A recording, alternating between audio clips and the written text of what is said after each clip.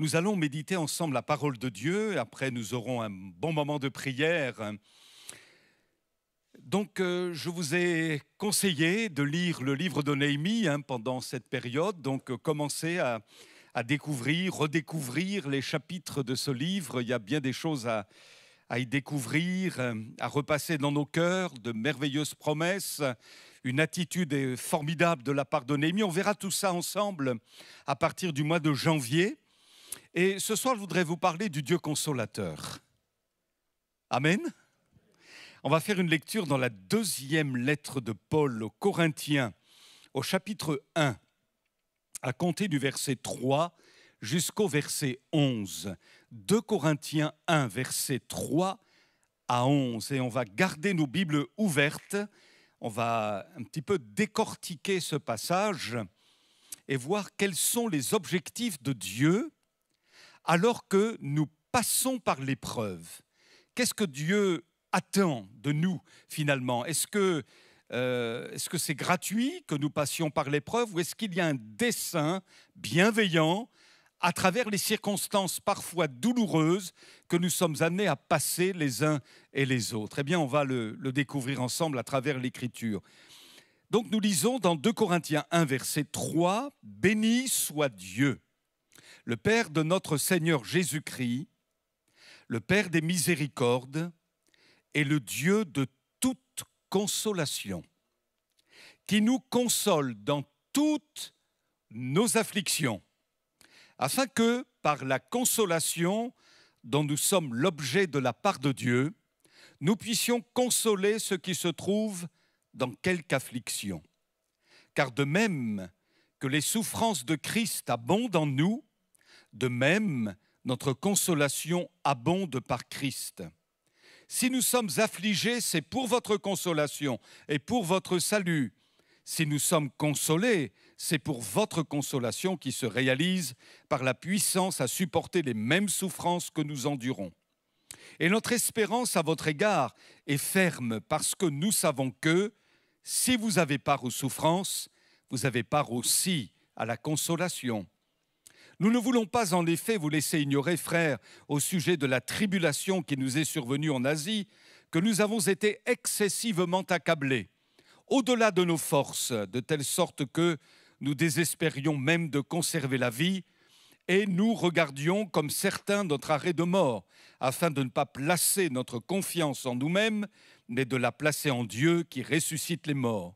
C'est lui qui nous a délivrés et qui nous délivrera d'une telle mort, lui de qui nous espérons qu'il nous délivrera encore, vous-même aussi nous assistant de vos prières, afin que la grâce obtenue pour nous par plusieurs soit pour plusieurs une occasion de rendre grâce à notre sujet. Amen. La première question que je voudrais poser est celle-ci. Qui est la cause de nos épreuves ? Je dirais tout d'abord Satan. Satan est notre ennemi. Il est le tentateur, l'égorgeur, le destructeur. Et si Satan a réclamé Simon-Pierre en son temps, eh bien, il nous réclame aussi de la même manière. Souvenez-vous de la prière de Jésus. « Simon, Simon, Satan vous a réclamé pour vous cribler comme du froment, mais j'ai prié pour toi. » Et l'opération du criblage qui consiste à faire sortir les impuretés du blé, il faut secouer dans une petite caisse avec une passoire au-dessous. Et donc, il faut secouer le blé pour que toutes les impuretés puissent être évacuées.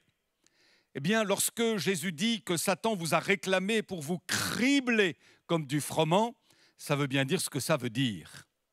C'est que parfois, vous et moi, et le peuple de Dieu d'une manière générale, peut être violemment secoué par les épreuves. Mais béni soit Dieu, nous avons quelqu'un qui intercède pour nous. Jésus a été aussi l'objet des attaques sataniques. Il est écrit, après l'avoir tenté de toutes ses manières, le diable s'éloigna de Jésus jusqu'à un moment favorable. Quel est ce moment favorable ? Gethsémané. Gethsémané. Qui est la cause de nos épreuves? Satan. Deuxièmement, nous-mêmes. Nous pouvons aussi être la cause de nos épreuves en raison de notre désobéissance ou de nos inconséquences. Si le peuple d'Israël a tourné pendant 40 ans dans le désert, c'est bien à cause de sa désobéissance. Il ne pouvait s'en prendre qu'à lui-même. Et si Samson, de son côté, s'est retrouvé en prison chez les Philistins, c'était aussi de sa faute. Finalement, on peut se retrouver dans des situations bien éprouvantes à cause d'un mauvais choix, à cause d'un mauvais comportement et à cause d'une mauvaise décision. Qui est la cause de nos épreuves? Eh bien, il y a Dieu. Dieu peut permettre l'épreuve. Pourquoi? Parce qu'elles font partie de son plan. Et nous le savons pour l'avoir expérimenté, vous et moi, depuis que nous sommes à Jésus, les épreuves ne nous sont pas épargnées. Même si on a vraiment la foi, même si on est fidèle, bien engagé, même si nous avons une vie sanctifiée, que nous soyons consacrés pleinement au Seigneur, eh bien, à l'image de l'apôtre Paul, pour nous aussi, les souffrances de Christ abondent en nous. Une autre version dit, et cela c'est le verset 5 qui le souligne, « Nous avons certes beaucoup à souffrir au service de Christ, parfois la coupe déborde. » Et Paul ne dit-il pas par ailleurs, nous avons été excessivement accablés au-delà de nos forces. Il y a des moments où nous avons le sentiment que c'est au-delà de nos forces. Je dis bien le sentiment. Et l'on se dit, mais Seigneur, es-tu vraiment aux commandes? Et un peu comme David, nous disons, mais Seigneur, où te caches-tu? Qu'est-ce que tu fais, Seigneur? Je ne comprends pas, ça souffle fort, c'est au-dessus de mes forces. Mais il y a une autre affirmation dans l'Écriture qui nous montre que, au-delà de nos sentiments, nous laissant à penser que parfois ça va bien au-delà de nos forces quand nous sommes éprouvés, eh bien la Bible dit ceci dans 1 Corinthiens 10, verset 13, je lis dans la version Parole vivante, « Les tentations ou les épreuves qui vous ont assaillis jusqu'ici sont communes à tous les hommes. Aucune d'elles n'a dépassé les forces humaines. D'ailleurs, Dieu est fidèle et ne permettra pas non plus à l'avenir que l'épreuve dépasse vos forces. Au moment de l'épreuve, il vous donnera la force d'y résister et il préparera une issue pour que vous en sortiez vainqueur. » Amen. Alors, quels sont les objectifs que le Seigneur veut atteindre quand nous sommes éprouvés? Découvrons-le ensemble à travers la lecture que nous avons faite dans la deuxième lettre de Paul aux Corinthiens, chapitre 1, à compter du verset 3. J'y vois 6 objectifs personnellement. Premier objectif, lorsque Dieu permet que nous soyons éprouvés, il veut que nous apprenions à ne pas nous appuyer sur autre chose que sur lui. Verset 9. Nous regardions comme certains notre arrêt de mort, afin de ne pas placer notre confiance en nous-mêmes, mais de la placer en Dieu qui ressuscite les morts. Vous êtes certainement comme moi, quand on est durement éprouvé, on sait très bien qu'on ne peut pas s'appuyer sur nos propres forces. C'est impossible. Et à travers l'épreuve, nous découvrons d'autant plus notre impuissance humaine.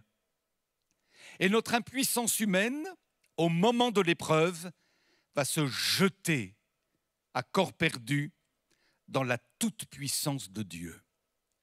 On sait que la solution ne peut pas venir de nous. Elle ne peut venir que de Dieu seul.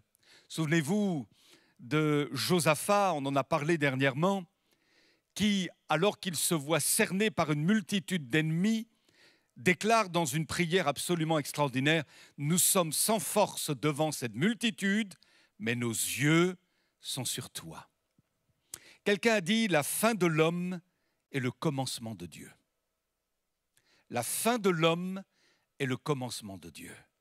À partir du moment où finalement nous acceptons d'être dépouillés de nous-mêmes et que nous décidons de nous appuyer sur le Seigneur, c'est là qu'il remporte une glorieuse victoire. Parce que notre dépendance doit être totale. La dépendance de Dieu doit être totale. Et parfois, le Saint-Esprit doit laborer en nous. Il y a une œuvre laborieuse qu'il doit effectuer en nous pour enfin nous débarrasser de notre orgueil, de notre vanité, de notre suffisance. Ne disons pas « je vais m'en sortir tout seul », mais puissions-nous dire « Seigneur, c'est toi qui vas m'en sortir, c'est toi qui vas me relever la tête, c'est toi qui vas remporter la victoire ». Oswald Chambers, qui a écrit des ouvrages intéressants, dit ceci: c'est au plus sombre de nos tunnels et au plus profond de nos impasses que la beauté de Dieu peut briller d'un éclat particulier dans nos vies.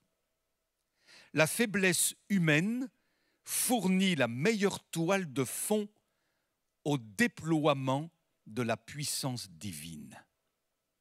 Amen. Ainsi donc, le premier objectif du Seigneur lorsque nous traversons l'épreuve est de nous apprendre à ne pas nous appuyer sur autre chose que sur lui. Le deuxième objectif du Seigneur à travers l'épreuve est de nous amener à expérimenter la puissance de la prière.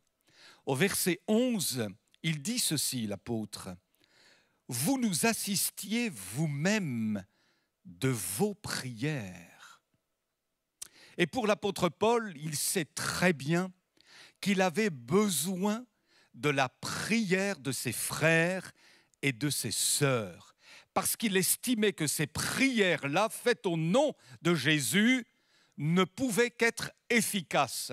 La prière agissante du juste, dit l'Écriture, a une grande efficacité.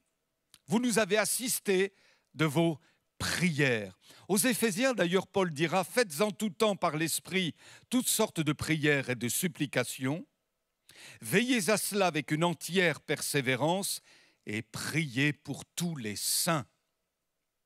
Priez pour moi, ajoute-t-il, afin qu'il me soit donné, quand j'ouvre la bouche, de faire connaître hardiment et librement le mystère de l'Évangile. » Et aux Philippiens, il ajoute « Je sais que cela tournera à mon salut grâce à vos prières et à l'assistance de l'Esprit de Jésus-Christ. » Il y a des moments où, vous et moi, nous n'aurions certainement pas tenu le choc si nous n'avions pas été au bénéfice des prières de nos frères et de nos sœurs.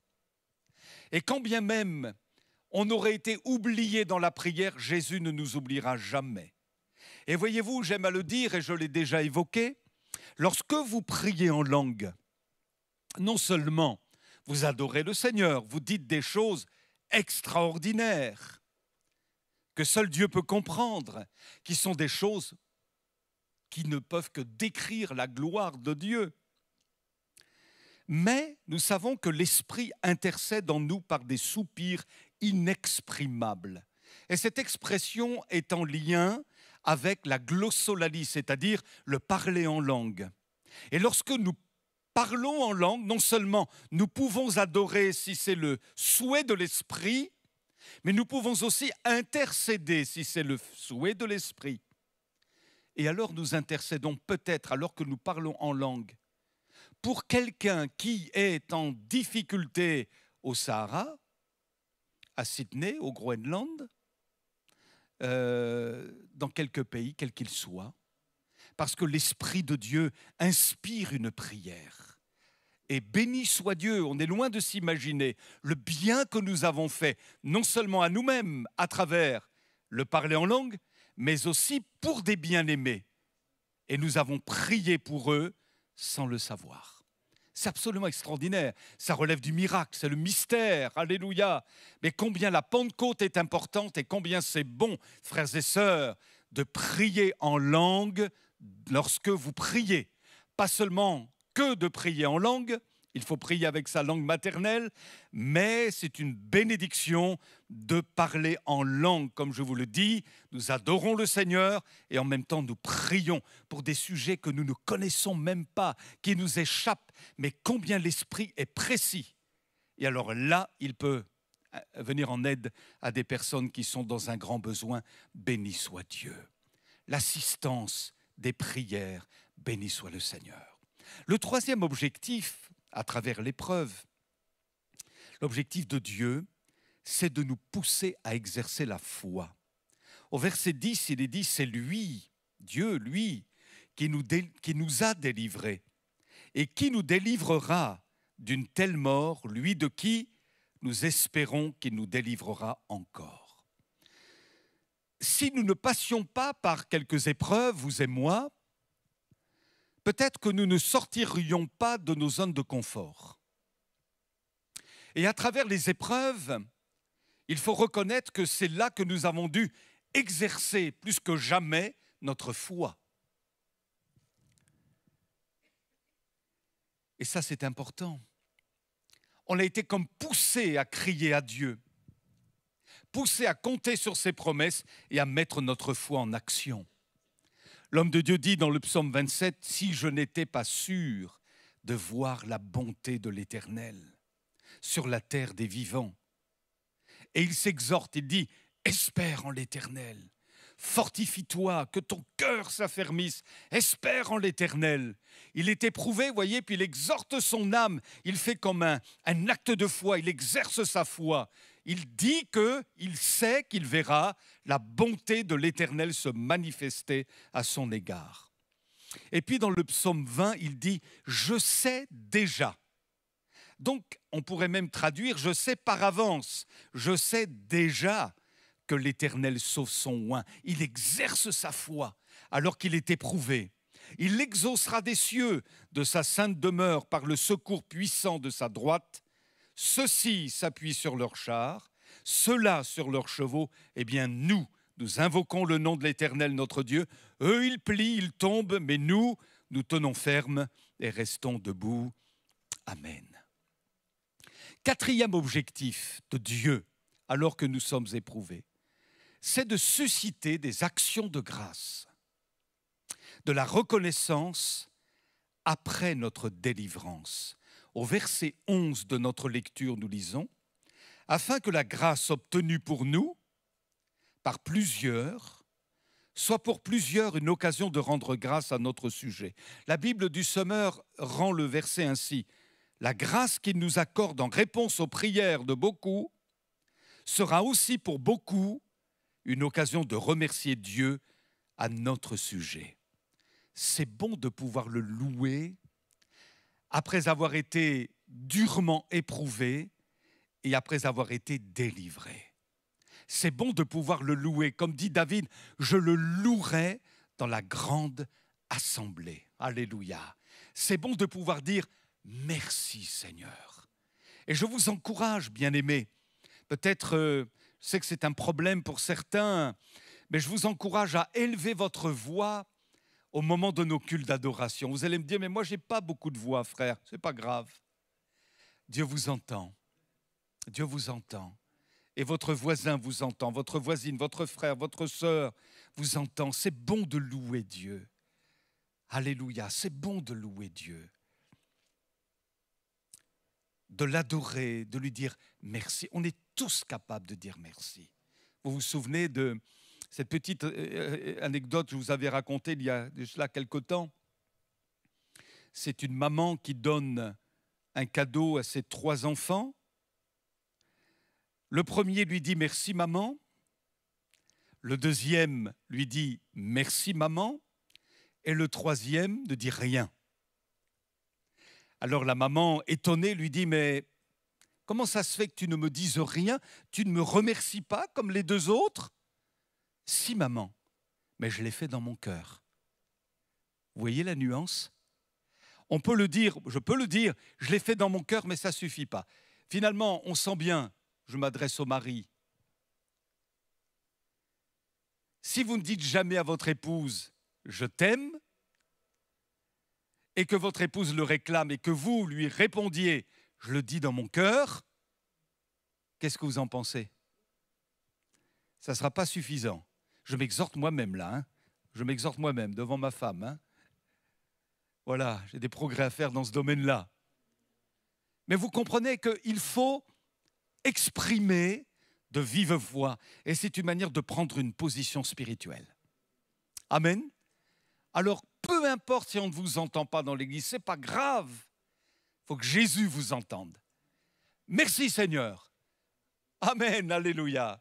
Ça vaut mieux qu'un kilomètre de louange où tout le monde dit ouf au lieu d'amen. Il vaut mieux être court, concis, mais dire merci Seigneur de tout mon cœur, je te loue, alléluia. Et c'est vrai que pour cette année 2021, à son terme en tous les cas, on a bien des actions de grâce. Tout n'a pas été extraordinaire, on n'a pas toujours été sur la montagne les uns et les autres, il y a eu parfois des moments difficiles, mais néanmoins, au-delà de tout ça, merci Seigneur. On a gardé la foi, on t'aime Seigneur, on sait que tu nous as réservé une place dans le ciel, tu nous as donné des frères, des sœurs, une belle famille. Merci Seigneur, tu as été là, je te loue. L'homme de Dieu dit dans le psaume 30, « J'ai crié vers toi, Éternel, j'ai imploré ta grâce au Seigneur. Si je descends dans la tombe, si je meurs, mais quel avantage en retireras-tu? Celui qui n'est plus que poussière, peut-il te louer encore? Peut-il proclamer ta fidélité? Écoute, Éternel, aie pitié de moi. Éternel, viens à mon aide. Tu as transformé mes pleurs en une danse de joie et tu m'as ôté mes habits de deuil pour me revêtir d'un habit de fête afin que, de tout mon cœur et sans me lasser, je te chante. Éternel mon Dieu, je te louerai à jamais. Alléluia. Alors, à travers les épreuves, on est reconnaissant. Et quand on fait un flashback, quand on retourne en arrière, depuis qu'on connaît Jésus, on se dit, mais oh, Seigneur, mais vraiment, tu as été merveilleux. Merveilleux. Dimanche prochain, là, j'ai vraiment de quoi te louer, Seigneur. Parce que tellement de fois tu es venu à mon secours, tellement de fois tu as posé ta main sur ma vie, sur ma famille, tellement de fois tu es intervenu, Seigneur, tellement de fois tu m'as épargné tellement de choses. Oh, je te loue, Seigneur. Alléluia. Il y a là comme une surabondance de notre cœur dans l'action de grâce et dans la reconnaissance. L'épreuve, ça sert aussi à ça, parce que Jésus nous en délivre tôt ou tard, et alors là, on explose en adoration et en louange, que son nom soit béni. Le cinquième objectif, alors que nous traversons l'épreuve, est pour Dieu de nous faire expérimenter sa consolation. Versets 3 et 4. Béni soit Dieu, le Père de notre Seigneur Jésus-Christ, le Père des miséricordes et le Dieu de toute consolation, qui nous console dans toutes nos afflictions. Verset 5, car de même que les souffrances de Christ abondent en nous, de même notre consolation abonde par Christ. Et verset 7, notre espérance à votre égard est ferme, parce que nous savons que si vous avez part aux souffrances, vous avez part aussi à la consolation. Si je faisais un sondage ce soir pour dire est-ce que Dieu vous a déjà consolé alors que vous avez traversé l'épreuve, nous serions tous d'accord pour lever la main et dire ah oui, ah oui. On sait que l'épreuve peut provoquer des traumatismes, des blessures très profonde. Mais nous avons un glorieux consolateur. Et quand on fait encore un flashback, quand on retourne en arrière, on se dit, mais Seigneur, si tu ne nous avais pas consolés, nous serions désespérés aujourd'hui. Mais tu as su, et il n'y a que toi qui peux le faire ainsi, tu as su refermer les blessures. Tu as su les penser merveilleusement. Tu as su nous délivrer de toute douleur intérieure à l'égard de telle et telle situation particulière. Tu as apaisé notre cœur. Tu as séché nos larmes. Tu nous as guéris de nos meurtrissures. Tu as restauré notre âme. Notre Dieu est le Dieu de la consolation. Alléluia. Il n'y a que lui qui peut le faire. Et il faut aller finalement à ses pieds pour la chercher, cette consolation.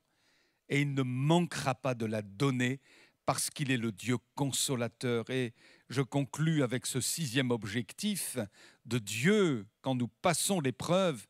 Celui-ci, cet objectif est de nous apprendre aussi à consoler les autres après avoir été nous-mêmes consolés par Dieu. Verset 4, qui nous console dans toutes nos afflictions, dit l'apôtre, afin que, par la consolation dont nous sommes l'objet de la part de Dieu, nous puissions consoler ceux qui se trouvent dans quelque affliction. On a été consolés parce qu'on est passé par l'épreuve, et ayant été consolés de cette manière-là, Dieu nous donne une capacité particulière pour consoler les autres qui souffrent peut-être des mêmes maux. On peut se demander parfois pourquoi sommes-nous passés par telle et telle difficulté. Mais Dieu sait que, à travers la consolation qu'on a reçue en traversant cette difficulté, on peut aussi consoler les autres et les fortifier.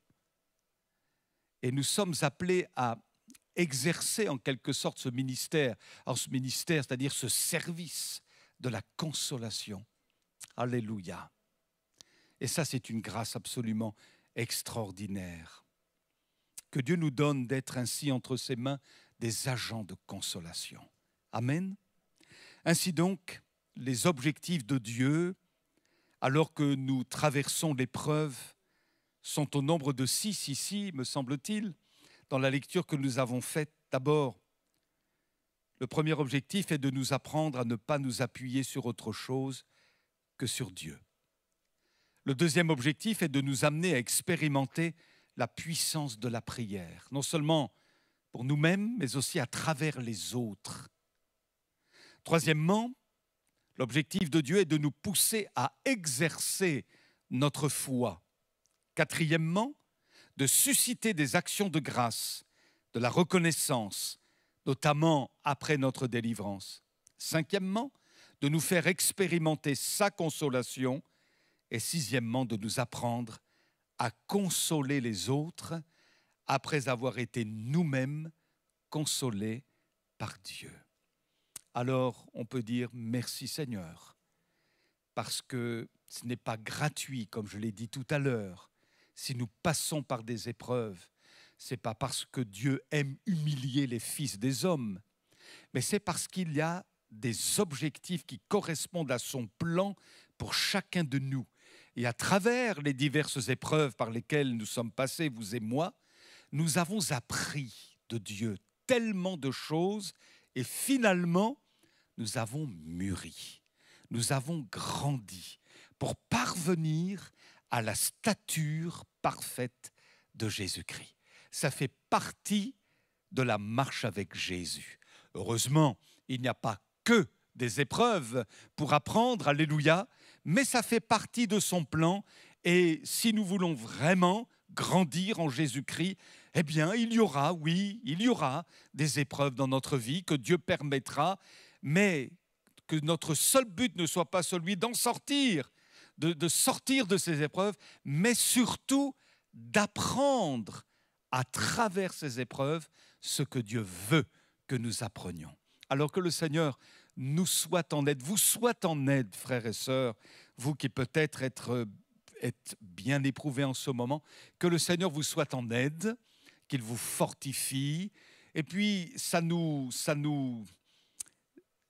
excite, ça nous exhorte à prier aussi, peut-être davantage encore, les uns pour les autres. Et notre prière, mes amis, elle est efficace pour notre prochain, pour notre frère et notre sœur. Alléluia, comme Paul l'a exprimé. Béni soit Dieu. Eh bien, prions quelques instants en rebondissant sur le sujet qui vient d'être évoqué. Seigneur, nous te louons pour tout ce que tu nous as appris alors que nous avons traversé l'épreuve. Ça n'a pas été facile. il y a eu des doutes, il y a eu des larmes, parfois même des contestations, des résistances. Seigneur, on n'a pas tout compris, toujours. Et nous nous sommes parfois même révoltés, ou d'autres fois nous avons été lassés, découragés. Mais néanmoins, à travers toutes les épreuves que nous avons connues, tu nous as appris des choses. Nous avons appris à tes pieds. Nous avons été dépouillés. Nous avons exercé notre foi. Tu nous as appris à t'adorer, à te louer. Oh, tu nous as appris à compter sur la prière de nos frères et de nos sœurs et à compter sur tes prières aussi. Tellement de choses que nous avons apprises de toi. On te loue, Seigneur, de ce que c'est toi, de toute manière, qui te lèvera le dernier sur la terre des vivants. Alléluia! Tu ne veux pas que nous soyons accablés au-delà de nos forces, mais tu as aussi prévu une issue de sortie. Nous te louons pour ta gloire, ta fidélité, ta bonté, ta providence. Rends-nous fermes, rends-nous solides, relève notre tête, guéris-nous, Seigneur. Alors que peut-être nous avons comme des chocs intérieurs, tu es capable de restaurer notre âme. Merci, Seigneur, tu es le Dieu de toute consolation. Nous t'adorons pour cela. Au nom de Jésus. Amen.